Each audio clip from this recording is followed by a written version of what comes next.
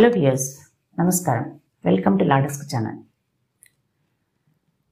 జనరల్గా అత్తా కోడళ్ళు అనగానే మనకు గుర్తొచ్చేది ఒక సూర్యకాంతము, ఒక ఛాయాదేవి లాంటి వాళ్ళు. అసలు అత్తా కోడళ్ళ చర్చ అనేది ఈరోజుది కాదు. అయితే పూర్వకాలం నుంచి కూడా కవులు తమ రచనలో కూడా ఈ సంబంధానికి పెద్ద పీడ వేశారు. గయ్యాళి అత్తా కోడళ్ళుగా చూపించడం ఒక సరదాగా మొదలైంది. సరదాగా అట్లా చూపించడం వల్ల అందరు రిక్రియేట్ అవ్వడము కొంత ఇంట్రెస్టింగ్గా అనేది మొదలైంది. కానీ అది రాను రాను ఏమైపోయిందంటే, అత్తా కోడళ్ళు అనేవాళ్ళు ఇలానే ఉంటారని కూడా కాదు, ఇంకా మాట్లాడితే అత్తా కోడళ్ళు ఇలానే ఉండాలి అనే స్టేజ్కి సొసైటీ రావడము చాలా దురదృష్టకరం. అసలు అత్తా కోడళ్ళు ఇలా ఎందుకు ఉంటారు అని ఆలోచించే వాళ్ళు చాలా అరుదుగా ఉన్నారు. కుటుంబాల్లో ఉండేటువంటి ఇద్దరి మహిళల మధ్య ఈ సత్సంబంధాలు ఎందుకు విఫలమవుతున్నాయి? ఇది ఎప్పుడన్నా ఎవరైనా ఆలోచిస్తున్నామా? దీనికి అనేక కారణాలు ఉన్నాయి. ఏంటంటే, ఇప్పుడు మహిళలు సాధికారతను సాధించారు, తమ కాళ్ళ మీద తాను నిలబడడానికి అలవాటు పడ్డారు, సొంత ఆలోచనలతో ఉంటున్నారు, డెసిషన్ మేకింగ్ పవర్ ఉంది. ఇది పెద్దవాళ్ళు కూడా గమనించాలి. పెళ్ళైన తర్వాత అమ్మాయి అత్తగారింటికి వెళ్ళిన తర్వాత ఆ ఇంటి పెద్దలు కూడా గమనించాలి. అత్తగారు కానీ, మామగారు కానీ, ఇంట్లో ఉండేటువంటి కుటుంబ సభ్యులు కానీ అందరూ కూడా ఆమె వ్యక్తిత్వాన్ని, ఆమె క్యాపబిలిటీని గౌరవించాలి. కానీ అది జరగకపోవడమే దీనికి కారణం అన్నమాట. పెళ్ళైన తర్వాత అమ్మాయి అత్తగారింటికి వెళ్ళిన తర్వాత అక్కడ ఆమెను చులకన చేయడము, లేదా ముఖ్యంగా అత్తగారు తాను చెప్పినటువంటి నియమాలు కానీ, సిస్టమ్స్ కానీ కోడలు అవే ఫాలో అవ్వాలి అని శాసించడము, ప్రతి దానికి షరతులు పెట్టడము. అసలు సమస్య కారణాలు ఇవి. అది కరెక్ట్ పద్ధతి కాదు. ఇది తను చెప్పినట్టే కోడలు వినాలి అనుకునేటువంటి ప్రవర్తన అనేది సరికాదు.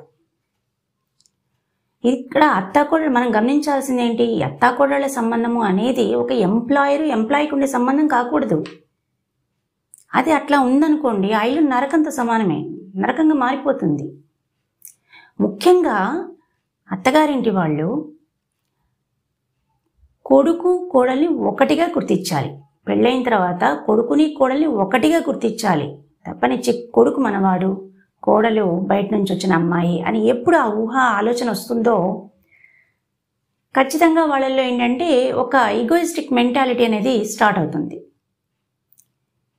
ఇది దేనికి దారితీస్తుంది? దీనివల్ల ఈ ప్రవర్తన ఏంటి? ఒక శాసిచ్చడము, ఇది నా ఇల్లు, నేను శాసిస్తాను, నువ్వు ఫాలో అవ్వాలి. అయితే ఆ అమ్మాయి కూడా ఆ సొంత ఆలోచనలతోటి ఒక క్యాపబిలిటీతో ఉండే మనస్తత్వాలు ఉంటున్నాయి కాబట్టి ఇప్పుడు అది అవమానంగా ఫీల్ అవుతుంటుంది. దీంతో ఏంటంటే ఒక వాగ్వివాదం అనేది మొదలవుతుంది, గొడవలు అనేది స్టార్ట్ అవుతాయి. ఇది కుటుంబంలో అశాంతికి దారితీస్తుంది. అసలు ఆడపిల్లలు సొంత ఆలోచనలతో, మాట పడని స్వభావంతో, తమ కాళ్ళ మీద తాము నిలబడేటువంటి క్యాపబిలిటీతో ఉన్నారు అంటే ఇది అందరం గర్వపడాల్సిన విషయం. కానీ పెళ్ళైన తర్వాత దాన్ని చులకన చేయడము, లేదంటే తప్పు పట్టడము, ప్రతిదాన్ని శాసించడము అనేది ఇది జరుగుతోంది కాబట్టి కరెక్ట్ కాదు. అయితే దీనిలో భర్త పోర్షన్ కూడా చాలా ఉంటుంది. ఎందుకంటే పెళ్ళైన తర్వాత భర్త తల్లికి ఇవ్వాల్సిన ప్రియారిటీ, భార్యకి ఇవ్వాల్సిన ప్రియారిటీ ఏంటనేది కూడా చూసుకోవాలి, జాగ్రత్తగా గమనించాలి. ఇద్దరు రెండు కళ్ళ మాదిరే చూసుకోవాలి. భార్యకి తను ఎక్కడి నుంచో తన కోసం వచ్చిన భార్యకి, తన కుటుంబ గౌరవాన్ని నిలపడానికి వచ్చినటువంటి భార్యకి ప్రియారిటీ ఖచ్చితంగా ఇవ్వాలి. దానిలో ఎవరు బాధపడాల్సిన విషయం ఏం లేదు. ఇక్కడ ఏమంటున్నాము? కొడుకుకు పెళ్లి చేసిన తర్వాత కొడుకు కోడల్ని ఒకటిగానే చూడాలి, వేరుగా చూడకూడదు. వేరుగా చూసే ఆలోచన ఉండదు. అక్కడే నాంది పలుకుతోంది, సమస్యకు నాంది అక్కడే ఉంది. అతను తన భార్యకి ఇంపార్టెన్స్ ఇవ్వాలి, ఆమెను పట్టించుకోవాలి, తన బాగోగులు చూసుకోవాలి, తన మాటకు విలువనివ్వాలి. ఇవన్నీ చేసినప్పుడు ఆ అమ్మాయికి ఏదైనా చిన్న చిన్న సమస్యలు ఉన్నాయి ఇంట్లో, ఆ సమస్యలు అనేవి కొట్టుకుపోతాయి. పెద్దగా ఆలోచించదు, ఇన్సెక్యూరిటీ ఫీల్ కాదు. అది భర్త బాధ్యత, అలా ఉండడం భర్త బాధ్యత. అది లేకపోవడం కూడా ఆ అమ్మాయికి పూర్తి అసంతృప్తి అనేది చోటు చేసుకుంటుంది ఆ అమ్మాయికి. ఇంకేమవుతుంది, మామూలుగా సెల్ఫ్ రెస్పెక్ట్ అనేది ఇంపార్టెన్స్ ఇస్తున్నారు ఇప్పుడు అమ్మాయిలు. కానీ అత్తగారు వాళ్ళు, అత్తింటి వాళ్ళు కూడా అది గౌరవించాలి, లేకపోతే సమస్యలు ఇలానే ఉంటాయి అనేది అందరం చూస్తున్నాము. ఇది కొత్త కాదు. కాబట్టి భర్త ఒకరే కాదు, భర్త మామగారు కూడా ఆలోచించాల్సింది ఏంటంటే, తమ ఇంటికి తీసుకొచ్చుకున్నటువంటి అమ్మాయిని, కోడలిగా తీసుకొచ్చుకుంటున్న అమ్మాయిని, ఆ అమ్మాయి సంతోషంగా ఉందా లేదా అనే విషయము భర్త మామగారు కూడా ఆలోచించాలి. అది ఇంటికి పెద్దగా ఆయన బాధ్యత.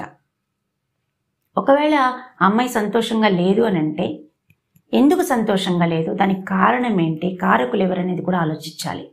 మనము ఒక అమ్మాయిని మన ఇంటికి తీసుకొచ్చుకున్నాము అంటే ఖచ్చితంగా మన ఇంటికి గౌరవాన్ని అమ్మాయి నిలపాలని ఎలా కోరుకుంటామో, ఆమె వ్యక్తిత్వానికి కూడా ముందు గౌరవిస్తేనే కదా ఆమె మన ఈ కుటుంబ గౌరవాన్ని నిలిపేది. ఇది అందరూ గమనించాలి. అత్తింటివారు పుట్టింటివారు అనే సంగతి పక్కన పెట్టేస్తే అందరూ మనుషులే. అందరికీ రాజ్యాంగం ఒకటే, అత్తింటికైనా రాజ్యాంగం ఒకటే, పుట్టింటికైనా రాజ్యాంగం ఒకటే. అత్తింటికి చట్టాలు ఒకటే, పుట్టింటికి చట్టాలు ఒకటే. సో ఇవి అందరికీ వర్తిస్తాయి కాబట్టి అందరూ దానికి లోబడే వ్యవహరించాలి. ఈరోజు మంచి మాట, అబద్ధం ఎప్పుడూ తప్పించుకునే అలవాటు నేర్పిస్తుంది. మరి నిజాన్ని దాచడము అబద్ధంతో సమానమే కదా. నిజం ఎప్పుడూ నిప్పు లాంటిది. ఈ వీడియో కనుక మీకు నచ్చినట్లయితే లైక్ చేయండి, షేర్ చేయండి. మరిన్ని వివరాల కోసం సబ్స్క్రైబ్ చేయండి, పక్కన బెల్ ఐకాన్ని ప్రెస్ చేయండి.